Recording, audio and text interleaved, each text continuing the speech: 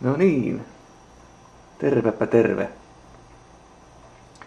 Nyt olisi tarkoitus näyttää Puppy Linux-niminen käyttöjärjestelmä, mikä on kätevä. 130 megaa ja silleen. No niin. Tää on netistä impattu tämmöisenä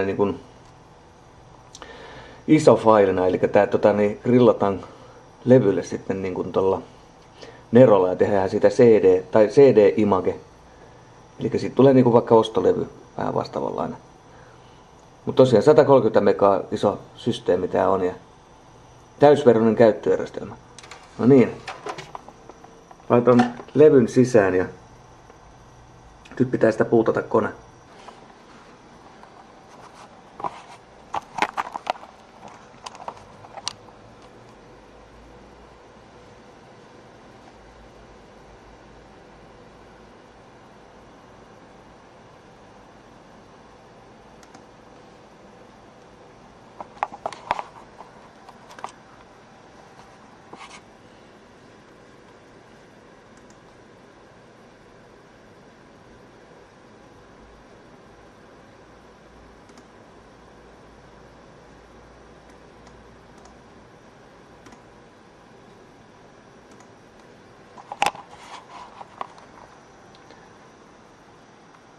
Nyt on mukavamman näköinen systeemi.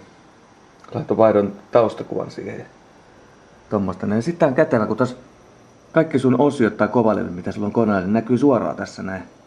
Eli sä pääset suoraan, jos sulla tulee joku vika Windows-puolella, niin sä voit täältä puolelta korjata ne viat. Ja sitten tämähän on tietysti virusvapaa käyttöjärjestelmä ja täysin se, mitä pystyt Windows XP:lläkin tekemään, niin pystyt tälläkin tekemään. Ja suoraan, että jos sulla on vaikka 2 gigaa koneessa muistiin, niin periaatteessa sä et tarvitse ollenkaan mihinkään asettaa tätä käyttöstä. Sä voit suoraan tän päällä tehdä kaikki hommat. Eli täällä on poltto-ohjelmat, kaikki tekstinkäsittely, grafiikka, DVDt, DivX:t, kaikki toimii suoraan. Mitään ei tarvitse asentaa erikseen, mitään ajureita. Ja jos jotain puuttuu, niin sieltä ohjelmisto, eli tuosta Papi Software Managerista saat lisää ohjelmia vaikka kuinka paljon. Ja sitten tää on täysin yhteensopiva Ubuntun kanssa, eli kaikki senkin softat toimivat tässä. Ja aivan rajaton. Tää on aivan huippukäyttöiset. Mihin sitä enää nykyään Windowsia tarvii? Täällä on kaikki. Katsotaan vaikka, kun mä tästä yritän jotenkin demata. Täällä on valikossa tavaraa ihan sikana. Tuolta vaan sitten.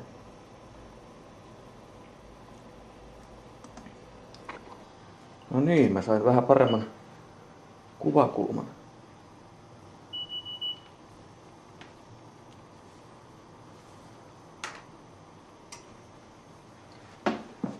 No niin, nyt voidaan demata paremmin, että täällä on vaikka mitä. Valikoissa vaikka kuinka paljon kaikenlaista toimintoa.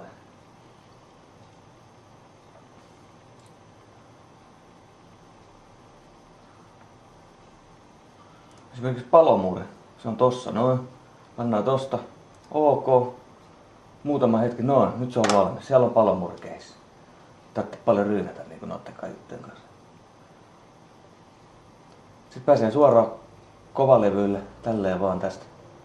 Tarvitsee ihmetellä missään polussa. Täältä vaan lähdet kattelemaan, mitä on.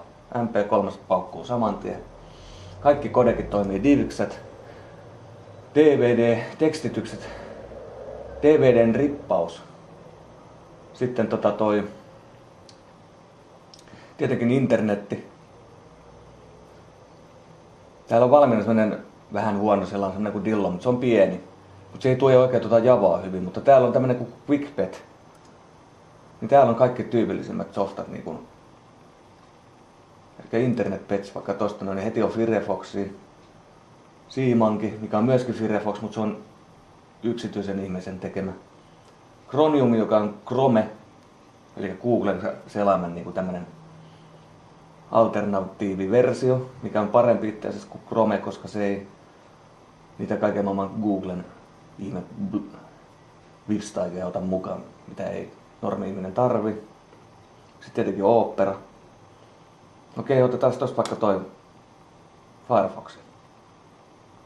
Sitten kysyy, että kumman sä haluat, vanhemman version vai vähän uudemman.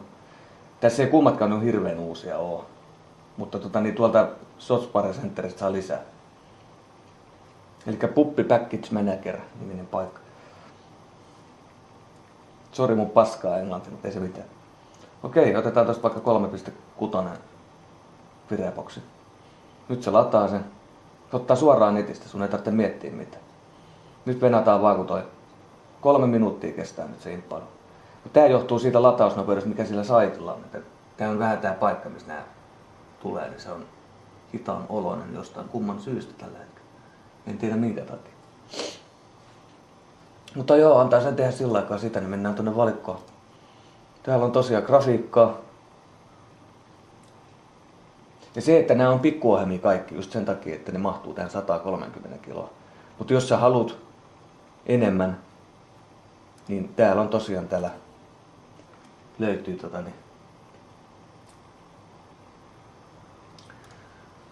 missä se nyt olikaan? Mä ihan uutukannan tän kanssa itekin vielä. System.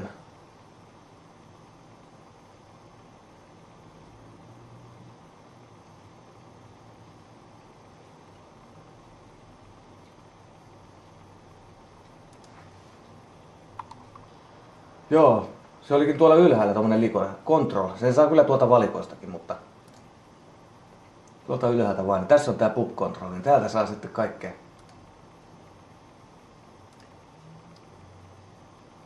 Säädettyä tätä systeemiä. Mutta on kyllä uskomaton systeemi, että näin pieneen tilaa saa näin paljon. No niin, tässä on tää Puppy Package Manager, mistä mä puhuin. Tää sama kuin toi Ubuntussa vastaava, mikä se nyt onkaan nimeltään taas, kun ei taas muista tällä hetkellä. No mutta kumminkin. Täältä sitten saa näitä ohjelmia vaikka mitä, että pistää hakusanaa vaikka Skype. Heti löytyy Skype. Sitten vaan siitä klikkaat, please wait.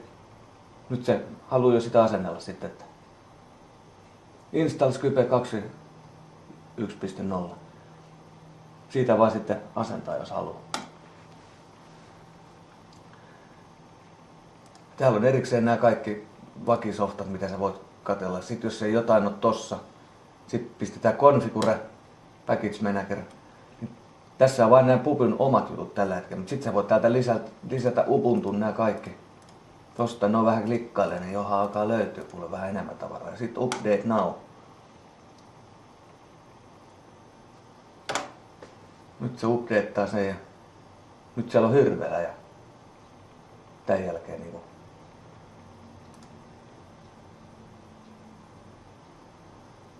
tavaraa.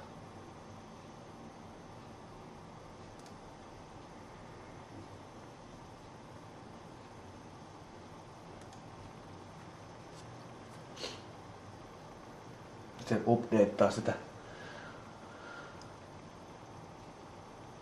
Nyt niitä tulee niitä listoja paljon enemmän.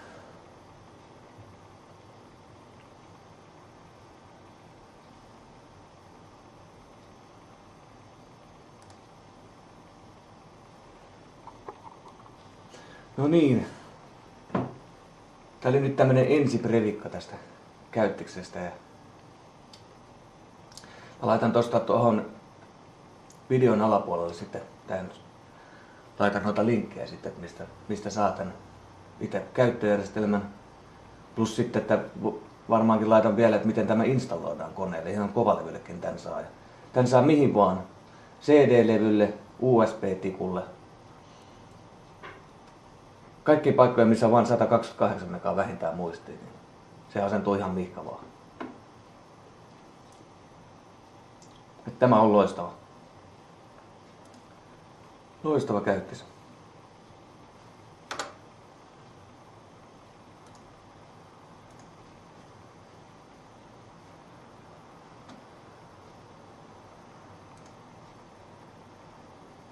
Nyt meillä on Firefox, me päästään nettiin.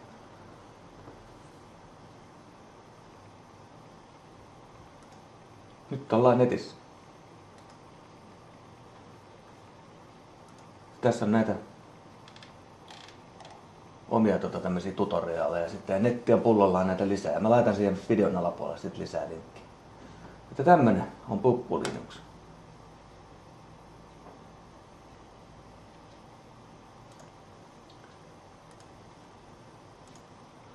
Semmosta. Päätän raporttini tähän. Ja tulee varmasti jotain yksityiskohtaisempaa vielä lisääkin jossain vaiheessa. Kiitoksia, että katselit.